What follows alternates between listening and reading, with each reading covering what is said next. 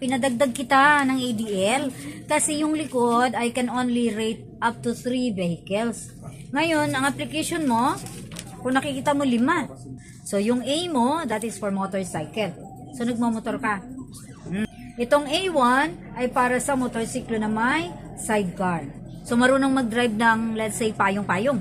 Meron ka ring B, light passenger vehicles ito, na up to 5,000 kilograms, pero 8-seater siya. Ibig sabihin, ang passenger capacity niya is up to 8 only. So, kotse, multicab, minivan, pickup, and SUV. Pasok dyan. Ha? Yung B1 naman, yan ay para sa light passenger cars pa rin or vehicles na up to 5,000 kilograms pa rin ang gross vehicle weight. Pero eto na yung sobra ng 8, yung passenger capacity. Katulad ng commuter van, L300, yung Town Ace na pinapamasada, or yung multicab na jeepney type.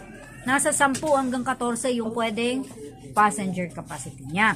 At itong B2, ito yung light commercial vehicles. 6-wheeled vehicle na up to 3,500 kilograms ang gross vehicle weight na pwedeng cargo and pwedeng passenger.